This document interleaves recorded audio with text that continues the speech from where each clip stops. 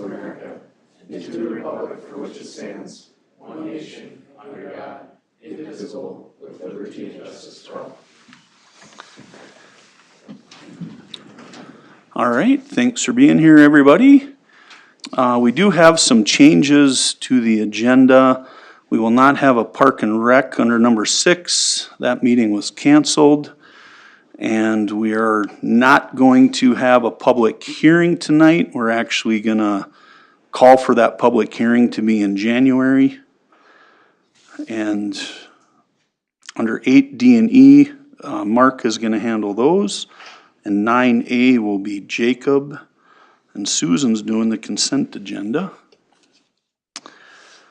We have any other changes? If not, I would entertain a motion to approve the agenda as amended.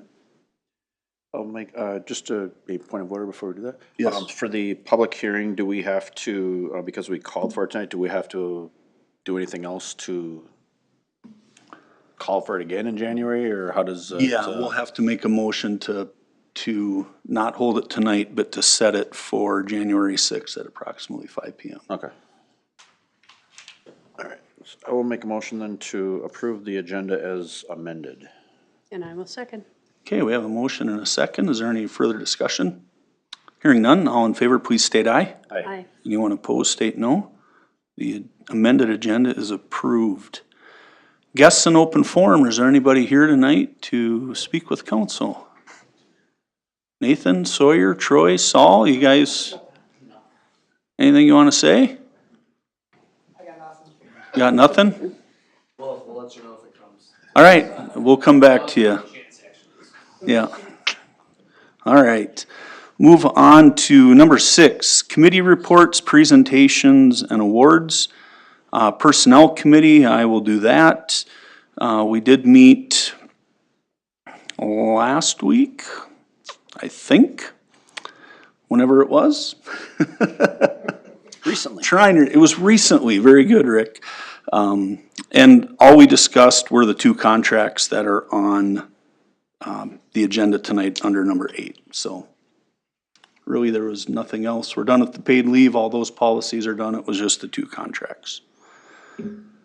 Any questions about that? Wonderful. EDA? EDA met on December 8th.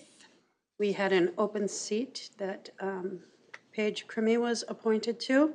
She had previously held it for, I don't know, about the last year. Yep, but she was reappointed to that seat, and we had a market update. 17 homes for sale right now in our zip code, so pretty close to what we've been seeing. That's about it. All right. Thank you, Robin. Fire board.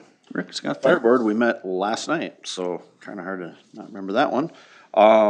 We are in the process of moving through with the separation agreement with Redpath. However, they are a little slow in getting back to us and kind of finalizing all that. So it's been drafted, it's been delivered, and we're just kind of waiting for that. And so we're waiting for the new vendor HK to take over, and the plates are already spinning there, so they're already starting with that. But we kind of need the official separation there. So plates are spinning on both sides there.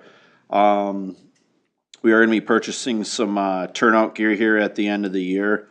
So that's of course the fire department gear, the gear that they wear to calls. Runs roughly $5,000 a set, so it's not exactly cheap. So we're going to be purchasing 4 sets here at the end of the year. It was within the budget, and some of the gear where we're going to place, and we were told so when you have extra gear, you can just kind of store it upstairs in the loft kind of thing. So we got some people that are wearing that right now. So still, it's still there, but it's not sized for them and stuff. And that's kind of, so we have we didn't have to replace other stuff here. So we do have it within the budget. We are going to be doing that here at the end of the year. The grass rig, which has been ongoing for a while, we did get some pricing on it. We're sitting at between the chassis and then the fire specific items that are put on there. The total come out so far to about $133,000. It was budgeted for $145,000. There is still a little bit more stuff that has to be put on it, but so far, so we get a pricing update that's coming in good there. Then the iPads, which are going to be going into the some of the trucks there, those are still ongoing. And that, as you recall, is, we have firefighters using their personal phones and stuff for when they're going on calls for GPS and that's, something they should be using, fire department owned equipment for, so. Final item we had was, we went into closed session at the end there for the, chief's, performance review. The chief is, making satisfactory, it was a satisfactory review. We also worked on some, shared goals for, the coming year. All right. Questions for Rick? All right, thank you. And next we have the donut drive-through acknowledgement. Chief, come on up. Good evening, Mayor Klinger and what's here for council. It's a little weird, I think I'm more intimidated just speaking to three of you than a whole bunch of people, but I thought it was prudent to try to make an acknowledgement to Rademacher Companies and Grant Rademacher for a lot of their assistance that they've been providing the police department and some of our initiatives over the year. I'll just read the letter that I drafted to the council and to go from there, but just states that as chief of police, I take great pride in the city of Becker and incorporating community engagement events that can build relationships between our police department and the citizens of Becker. For the past 4 years, we at the Becker Police Department have hosted our annual donut drive-through for World Kindness Days. And it started as a once-over fun idea one year and has grown into probably our most best attended and most talked about event that we host every year. Our inaugural year, I reached out to Grant Rademacher, owner of Bill's Family Foods and Bill's Superette, see if they'd be willing to help us source donuts, milk, and juice for the event. And ultimately, that first year and every year since, Grant and his teams have not only sourced but provided those items at no cost to the police department for that event. And in turn, as they've donated, I think over like 900 donuts over the past 4 years.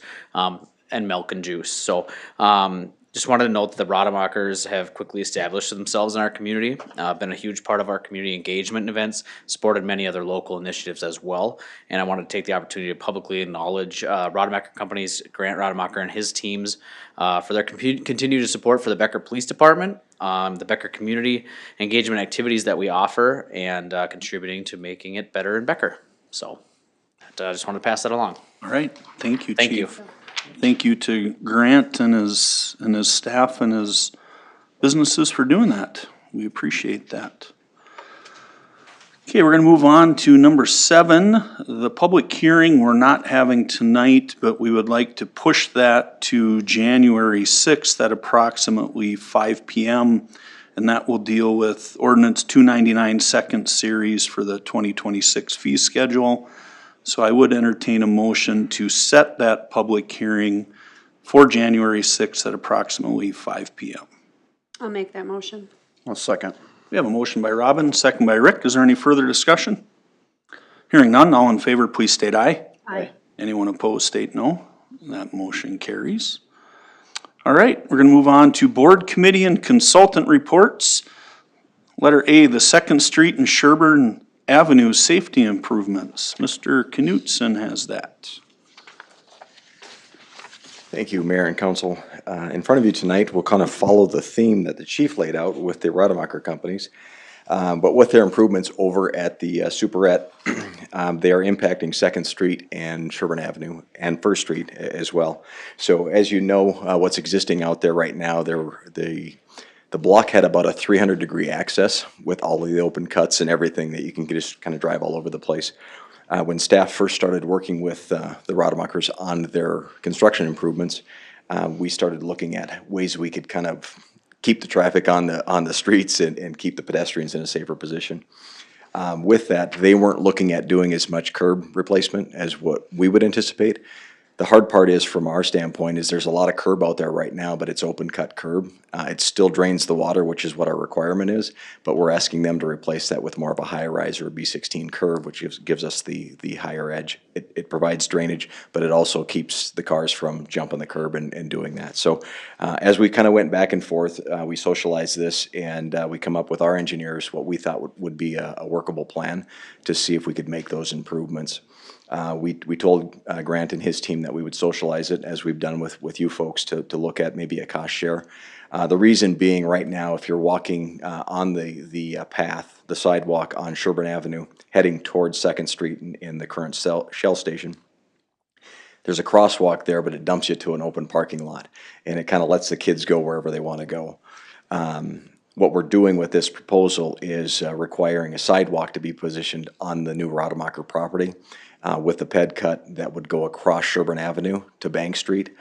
We've worked with the county on that. They're supportive of us putting a crosswalk there as well. So now we can get the pedestrians and bikes to move across Second Street into the boulevard of the new Bill Superette, and then give them a crosswalk to safely cross Sherburne Avenue to gain access to Bank Street.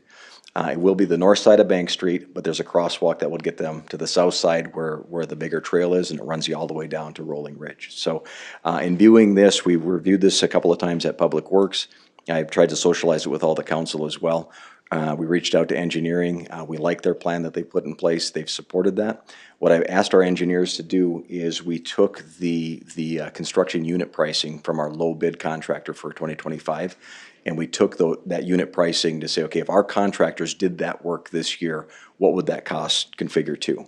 So that number was $64,000, I believe, is what the estimate was. When I worked with Grant and his team, his construction team, they come back and proposed a cost estimate for us at $47,000, $47,956. I told them that we wouldn't entertain the traffic control, that would be on those folks to do that.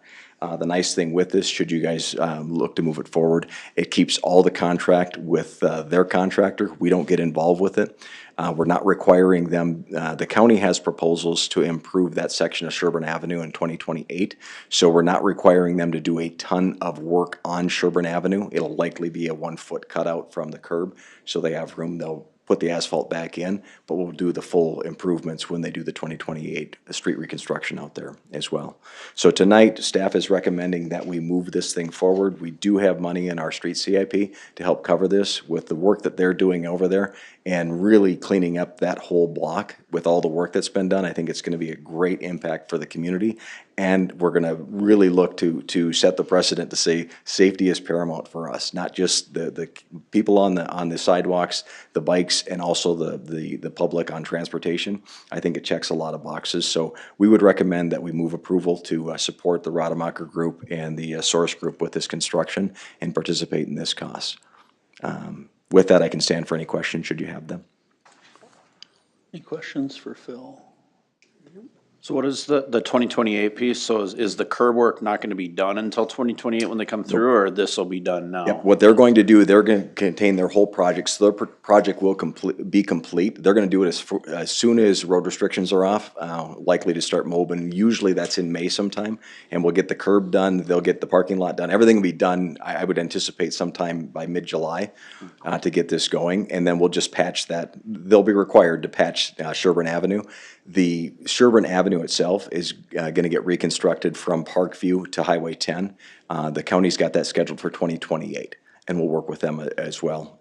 With that, we're gonna look at this whole trail from basically Parkview all the way up to Second Street as well, and what that impact will be. But as far as this block is concerned, basically as you look around between Beck's Pub, Second Street, Sherburne Avenue and First Street, that will all be taken care of in this coming construction season. If you approve this, they will invoice us once the work is complete. We will have our inspector, like we would on any street project, just take a peek at this stuff to make sure it's built to the standards that we would have on any of our projects as well. So. Awesome. Any other questions? Just a note of thanks, Phil, for working with Grant, and that's gonna be a really nice entrance to our community there, and it's gonna upgrade, and I'm gonna sit out there and watch people hit that curb because people are used to cutting through there for years, so that's gonna be kinda fun. All but- you old timers. Yep, exactly. The opportunity presented itself, and it's working out well, so we appreciate the support that's coming through there. And again, we applaud them for the investment they've made in the community, and we're just trying to jump on board to kind of finish it off appropriately, so. No, that's great. If there's no other questions, I would entertain a motion for resolution 2512, resolution authorizing cost sharing for the safety improvements at Second Street and Sherburne Avenue. I'll make the motion. A second. Okay, we have a motion by Rick, second by Robin. Is there any further discussion? Hearing none, all in favor, please state aye. Aye. Anyone opposed, state no. And that motion carries. Awesome, thank you. Thank you very much. Next up, Mr. Lisson wants to talk about an HVAC upgrade. It's kind of the theme for us here this year, lots of It is. HVAC. Evening, Mayor and Council. Tonight I have for you an RCA and Resolution 2599. We're looking at our industrial RAS building HVAC upgrade. Include a little picture in there just so you guys can see which building we're talking about on the campus. The industrial RAS building is it's just heated right now, and that unit is from 1994. So we've got our value out of that, and we're looking to replace that before it fails. We're also looking in this building, so just to give you an idea what's in there, we have all the electronic control equipment for our clarifiers. We have 4 RAS pumps, 2 diaphragm pumps, 2 non-pop pumps, and a blower for the industrial storage tank. So there's a lot of equipment in there that makes heat. And this building in the summertime takes in outside air and circulates it in the building. So in the summer when it's 95 and humid out, that building gets really warm. So cold is bad for electronic stuff, but hot and wet is also bad. So with this upgrade, we asked the contractors that bid on it to provide heat and or cooling / dehumidification in there so we can address both sides of that building. I included the 2 quotes we had, SCR and McDowell. Those were in the packet there. SCR was $36,200 and McDowell was $36,670. Turn my page. We did discuss this with the Public Works Committee, and they recommend it come to council for consideration. The budgetary impact, we did budget for this in our CIP on the industrial side. So we had $42,000 budgeted in the industrial CIP for this project. And then tonight, what I'm looking for would be a motion and a second to approve Resolution 2599, approving the industrial RAS building HVAC upgrade project by SCR for a price not to exceed $39,820, which would be their bid price plus a 10% contingency. With that, I can stand for any questions. All right, any questions for Curtis?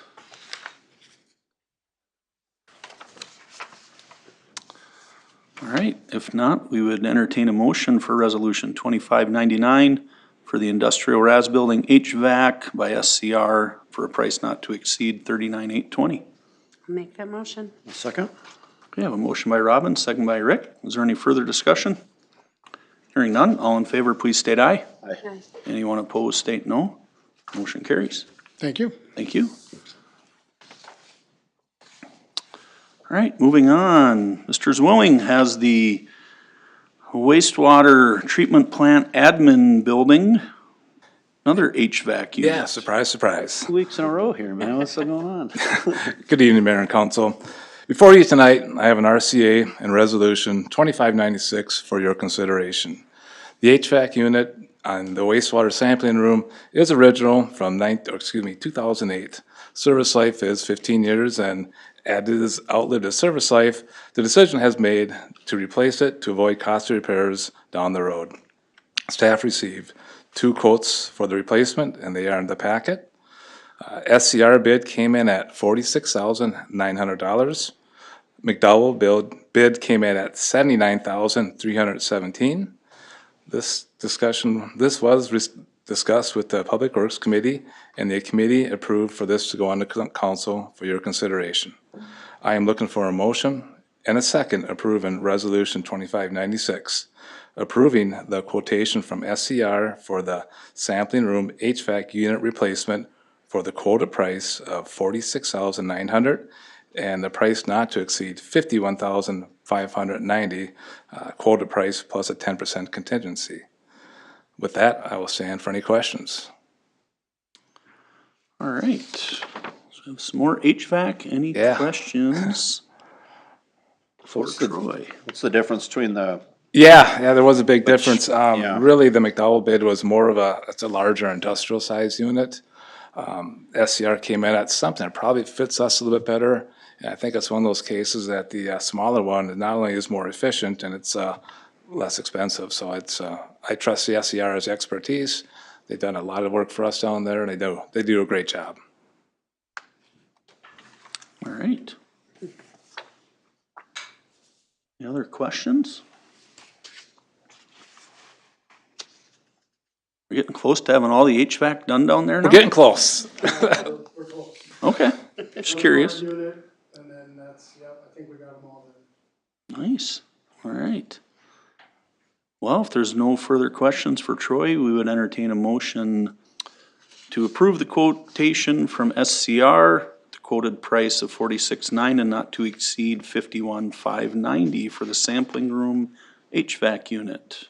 Resolution 2596. I'll make that motion. A second. Okay, I have a motion by Rick, second by Robin. Any further discussion? Hearing none, all in favor, please state aye. Aye. Anyone opposed, state no. The motion carries. Thank you. Thank you. Next up, we have the proposed labor agreement with our police union, and Mr. Ebensteiner is gonna handle that. All right, thank you, Mayor, Council. Yeah, so I have the proposed labor agreement with the police union. So the current labor agreement does expire December 31st of this year. Shannon Mortensen, Greg LaRue, and myself met with David Ryberg and Tristan Mello, the representatives from the Law Enforcement Labor Services. We had met on September 2nd and October 28th to negotiate the agreement. Both parties initially were looking for an agreement longer than 1 year, but with the city, we're currently in the process of quoting out a compensation study for 2026. So with that, settled on a 1-year agreement, so there's not a lot of changes, so I'll just highlight the few items that we did negotiate and modify. So the term is the 1-year agreement. Had a housekeeping just with some renumbering in Article 12 and eliminating some language related to shift differential pay. Article 18 corrected language regarding the holidays and holiday pay and the ability to carry over holiday hours. Article 19 updated to reflect current and past practice of not providing officers specific uniform allowance, but keeping uniforms as part of the department budget managed by the chief. Appendix A wage schedule did land on a 3% wage increase, similar to non-union employees. That's currently in the budget, and also added language clarifying how part-time officers move through the wage schedule. So prior, part-time officers really didn't have a defined step, so now it's just kind of a lesser hours, but it's kind of like a 3-year period where then they'd be eligible for that next step based on the number of hours they work. And the police union members have met and voted to approve the agreement. So as the mayor had mentioned, personnel had the opportunity to review the agreement and recommended it bringing it forward. Financial impacts are included within the 2026 budget. So I can stand for any questions, or staff would look for it's actually just a motion. So a motion and a second would approve the labor agreement between the patrol officers and the city of Becker. All right, any questions for Mark on the police contract? All right, I would entertain a motion to approve the police contract. I'll make that motion. Second. Motion by Robin, second by Rick to approve the proposed contract with the police officers. Any further discussion? Hearing none, all in favor, please state aye. Aye. Anyone opposed, state no. That motion carries. And we're up to Public Works Union contract. All right, thank you, Mayor, Council. Yeah, so the Public Works Union contract, this contract also expires December 31st. We had met with 2 representatives, I guess 2 separate occasions. We met with the union stewards as well as their representatives with the union. And we did have some changes there. We did not receive a red line contract with all the changes as we did with the police, but they did send the tentative agreement and all the details that are included in there, as well as Greg did provide the full summary if any questions do arise. So some of the key changes with this contract, it is a 3-year term agreement with a 3% increase each year, but there is a reopener following the salary study. So depending on where those salary study numbers come in 26, there's the option where the union could come and request a reopener. As staff, we feel comfortable based on some of the work we've done in the front end that we feel our wages are competitive and will fit well within the market, but the comp study will determine that. On-call pay, weekly on-call pay will continue to increase $10 per year of the contract. So in '25, that was $140, so that'll increase $10 over the next 3 years.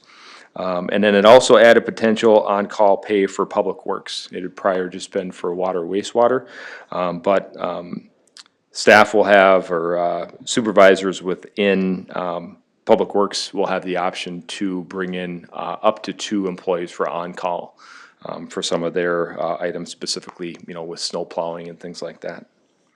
Added safety language requested by the union. Updated contractual language to align with statute and in the recognition union securities article.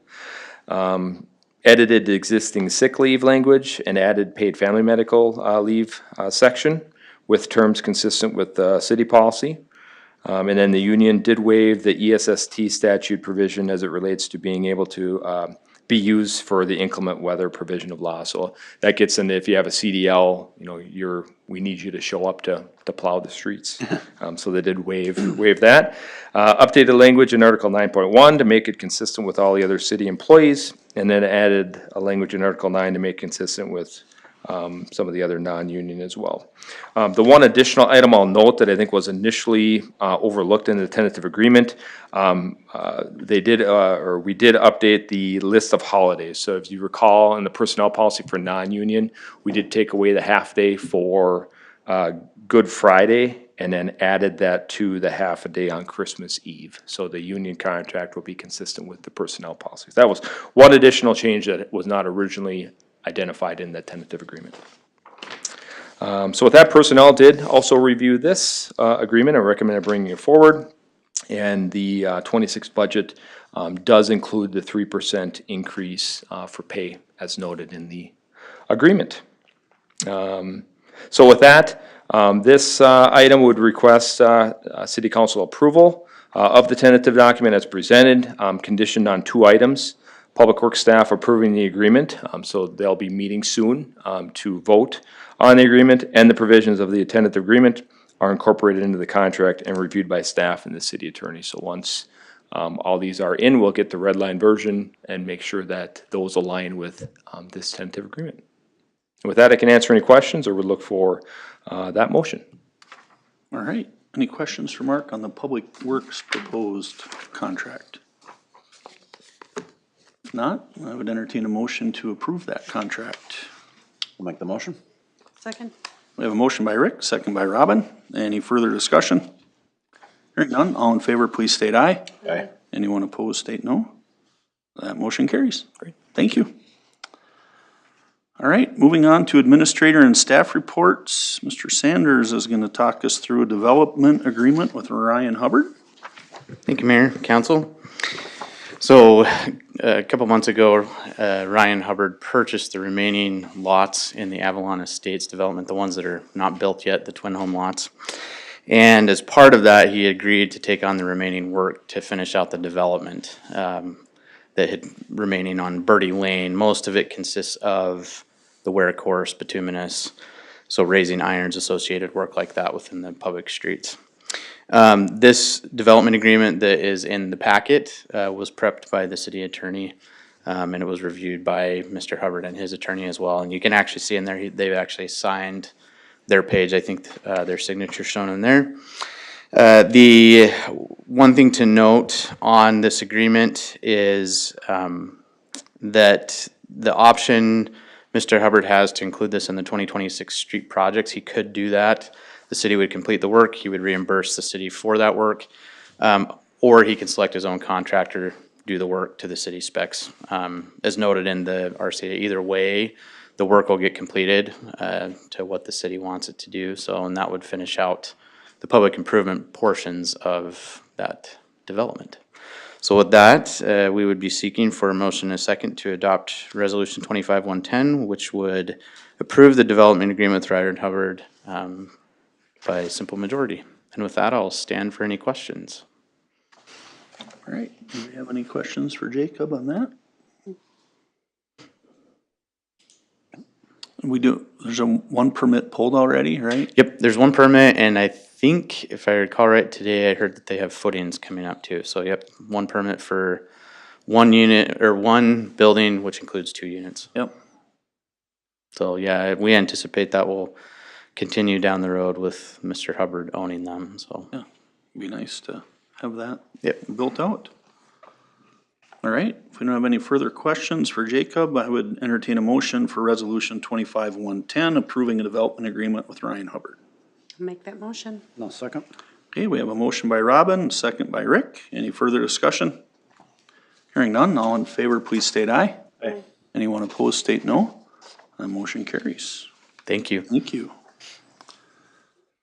And Mr. Liston's back up for a Public Works fuel system replacement.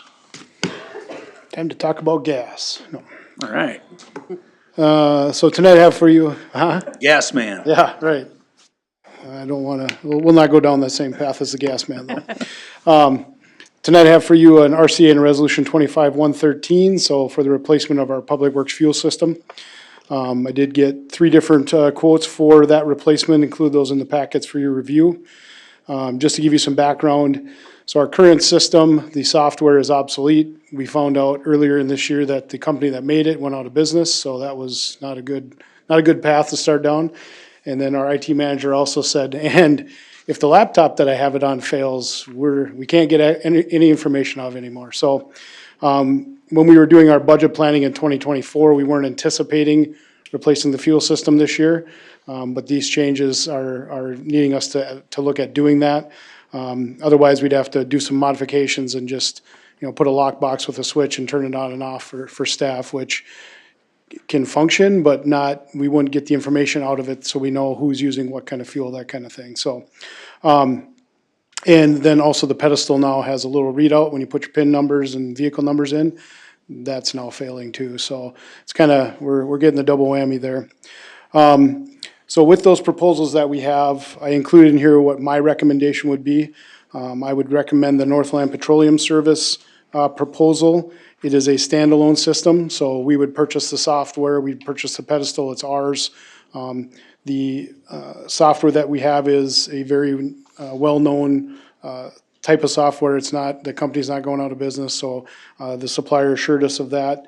The other 2 systems are more cloud-based systems. I like having what we have, because if you're cloud-based and they say, well, we need more money, so you gotta pay a higher rate for your monthly or annual fee. I don't think that's necessary for what we have in the city. So I think that the proposal from Northland is much better fit for what we are. We're a smaller fleet. We want to get basic information about fuel usage for our departments so we can bill accordingly and give you guys accurate information on what's being used. But we don't have 1,000 vehicles in our fleet. We're not selling fuel to people, so we don't need some of those extra things that come along with those systems. So for me, the standalone that we own is what I would recommend. To give you a little bit of background with the finance side, like I said, we did not plan for this in the CAP for 2025. But when we started encountering these issues with it, we knew we had to move up the replacement of that. So I got those quotes, worked with finance. We did have $10,000 budgeted in the administrative CIP for this replacement further down. So we're just looking to move up that replacement. And the idea with what we had budgeted originally was more if we did just purchase software. It'd be a upfront cost that's lower that would probably come with an annual fee or a monthly fee.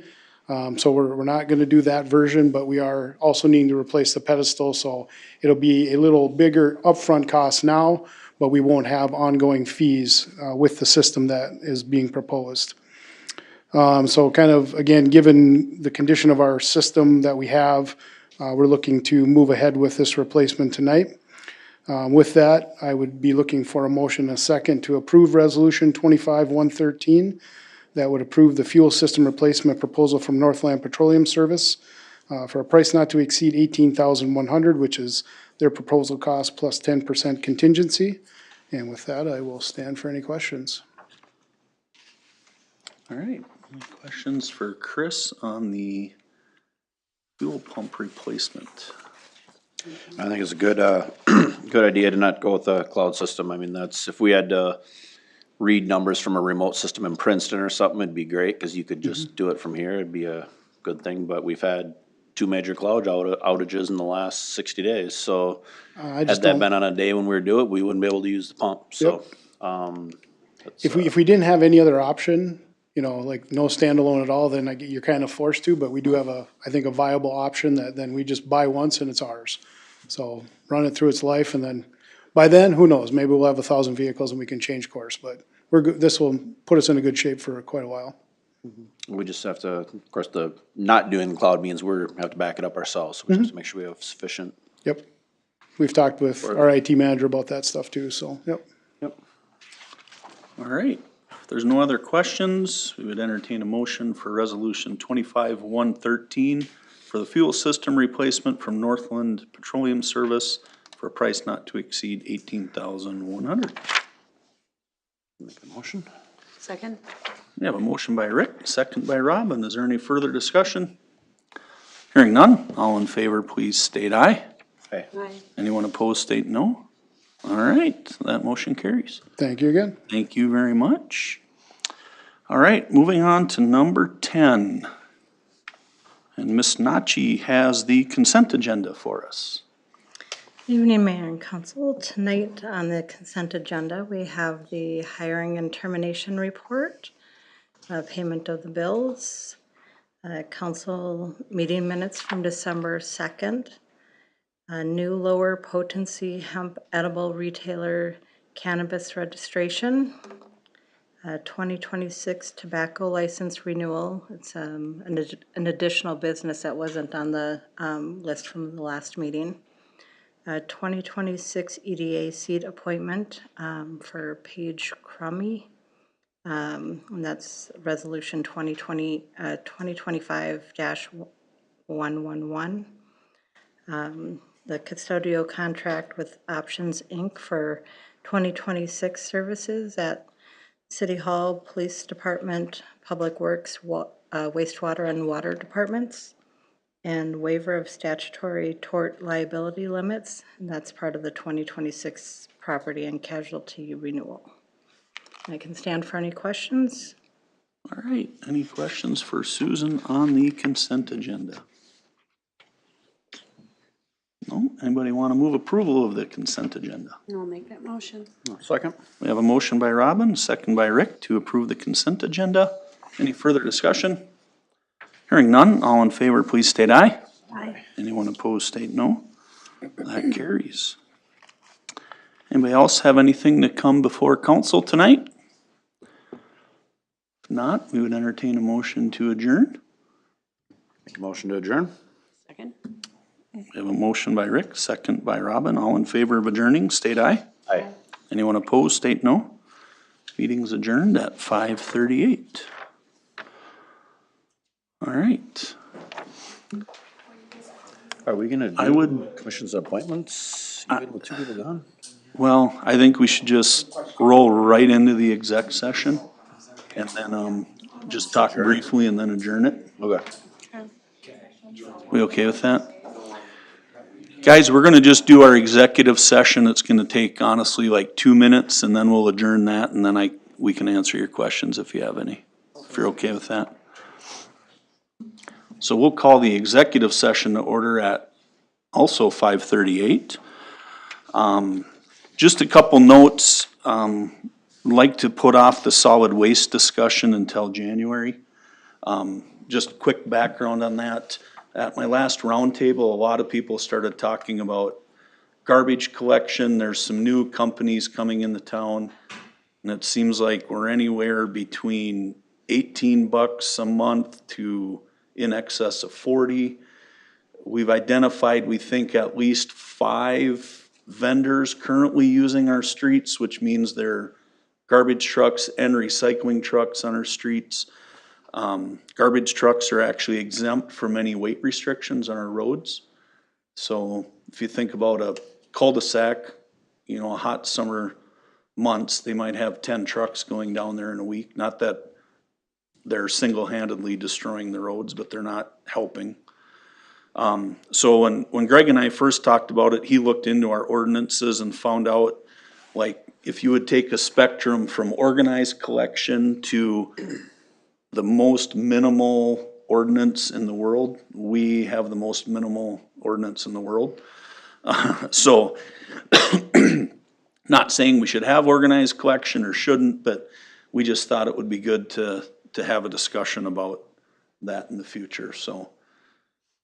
Greg did provide some information in there, you can read about different ordinances. Again, I'm not advocating for anything, but Monticello just signed a 10-year contract, and it's roughly about $18 a month, and they have a 3% cap per year. So I know there's people that are probably against it, but boy, since I've been talking to people about it, people are like, we need to do something, because right now we're not even necessarily licensing all the haulers and things like that. So, just a future topic. And Greg actually knows not actually, that sounded bad, but Greg has a lot of experience, so It's with us. it'd be best to have him here to talk through that. I'm paying $92 every 2 months, so, Yeah, Maybe a hair under that, yeah. yeah. so more on that, we'll push that to the next one. Commissions and appointments, we obviously don't wanna do that, being short two people. I just wanted to throw it out, I've always been a fan of doing some rotation, and especially as mayor, it's nice to learn about different operations in the city, so I would at least like to have that discussion this year if we wanna do some rotating, and I don't know what people's thoughts are about it, but that's something we could discuss in January. Probably at the first meeting, cause we'll need to know who's on what before the meetings get kicked off, but it's just, when I was on council last time, we did rotate a fair amount, and I thought it was, Yeah, I don't think I've rotated at all yeah. the entire time I've been on council. Been hit and miss. I know we did a lot, probably in the, I can say in the lefty years, we rotated almost constantly, and yeah, with even, I'd say even the early Tracy years, we kinda, well, but then, yeah, we really haven't, well, we did some last year, I guess, Becky rotated off fireboard. We just did Rotated on one, fireboard. yeah, everything Yeah. else stayed the same, I Trade think. EDA for fireboard, I think was what we did. Yep. But maybe if people have ideas, you can email Greg, and he can kinda, just see if people are interested in what they wanna do. Are you okay with that? All right. Anything for the roundtable? No. I'll be meeting with, so Coalition Utility Cities, they're calling it like a subgroup, but it's almost turned into, almost the whole group, meeting, so they asked for one of the people who regularly attend from each city, so it's not, cause we usually are heavily attended there. I think that was kinda where they wanted only one person, but, so it's like a subgroup to go, when we passed that, it was about a month and a half ago, we talked about the nuclear discussion, but we talked about kind of the energy, so they wanna basically start talking through some of that stuff, and then bring it back to the bigger group in, probably in January, but, so that'll be this Friday at 10 AM, so just a heads up that. Good. On that. Awesome. I got an email back from the postal guy today. He was out of the office, but he still hasn't heard anything from his supervisors, so. Sure the rain today will help everything freeze back up, and that'll be another fun thing. So if you see a bonfire, it's just me thawing them out, once I've had it. Okay, good to know. Little back heating, huh? All right, anything else from anybody for roundtable? If not, I just want to extend a thank you to staff for an awesome 2025, especially my first year as mayor. Learned a lot and appreciate the opportunity to work with all of you. And actually next week I have meetings set up with several department heads just to kind of get a little review on myself for the first year of how it went and what myself or council can be doing to help them out. And that's about all I have too. Wow, it's been a year already. Yeah, Here already. Crazy. it is. All right, well, if there's nothing else, we will adjourn the executive session at 5:45. Thanks, everybody.